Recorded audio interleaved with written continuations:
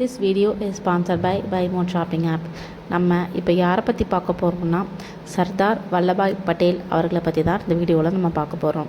சர்தார் வல்லபாய் பட்டேல் அவர்கள் அக்டோபர் மாதம் 31ஆம் தேதி 1875ஆம் ஆண்டு குஜராத் மாநிலத்தில் பிறந்தார். சர்தார் வல்லபாய் பட்டேல் லேவா பட்டேல் சமூகத்தில் இருந்த ஒரு குஜராத்தி குடும்பத்தில் பிறந்தார். பட்டேலின் சொந்த ஊர் கரம்சாத் ஆகும்.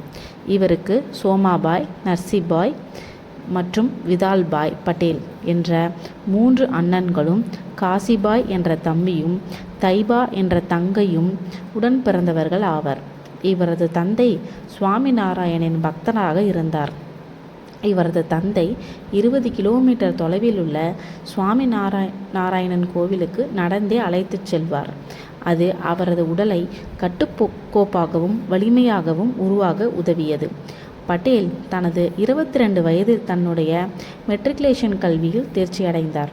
பட்டேல் தனக்குள்ள வழக்கறிஞராக வேண்டும் என தீர்மானித்து இங்கிலாந்து சென்று வழக்கறிஞர் படிப்பு படித்தார்.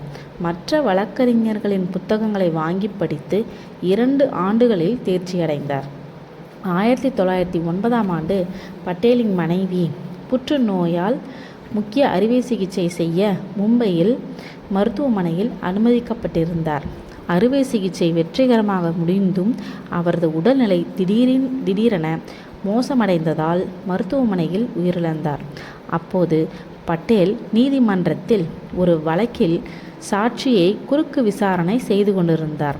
அவரிடம் மனைவி இறந்து குறிப்பு கொடுக்கப்பட்டது. அது படித்துவிட்டு தனது பாக்கெட்டில் வைத்துவிட்டு குறுக்கு விசாரணையை தொடர்ந்தார். வழக்கில் வெற்றியும் பெற்றார். வழக்கு விசாரணை முடிந்த பிறகுதான் தன் மனைவி இறந்த செய்தியை மற்றவர்களுக்கு கூறினார். சோமநாதபுரம் கோயிலை K.M. முன்ஷியுடன் இணைந்து மீண்டும் எழுப்ப காரணமாக இருந்தவர். அகமதாபாத்தில் வக்கீல் தொழில் நடத்திய போது உள்ளூர் மக்களின் பிரச்சனைகளுக்கு உதவி செய்ததன் மூலம் பிரபலமானார். 1917ஆம் ஆண்டு மாநகராட்சி தேர்தலில் வெற்றி பெற்றார். சுதேசி இயக்கம் உச்சத்தில் இருந்தபோது காந்திஜியின் உரையை கேட்டார். வக்கீல் தொழிலை உதறி சுதேசி இயக்கத்தில் இணைந்தார். குஜராத்தில் கேடா என்ற இடத்தில் பயங்கர பஞ்சம். ஆங்கிலேய அரசிடம் வரி விலக்கு கேட்டு விவசாயிகள் போராடினர்.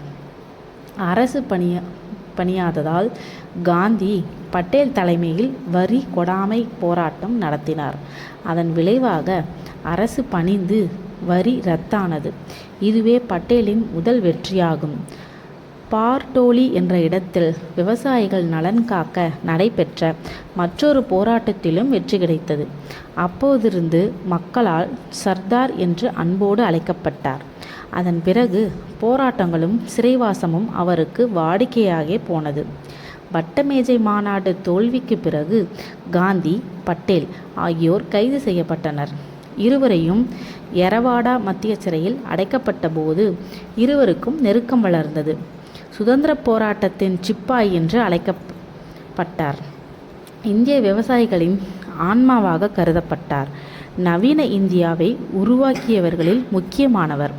சுதந்திர இந்தியாவின் முதல் உள்துறை அமைச்சராகவும் துணை பிரதமராகவும் பணியாற்றினார்.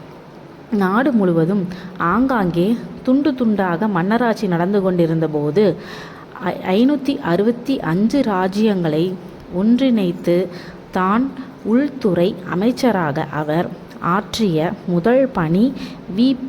மேனனுடன் இணைந்து அகண்ட பாரதத்தை அமைத்தார். அகண்ட பாரதம் அவ்வளவு எளிதாக அமையவில்லை. அந்த இலக்குக்காக சகல வழிகளையும் பின்பற்றினார்.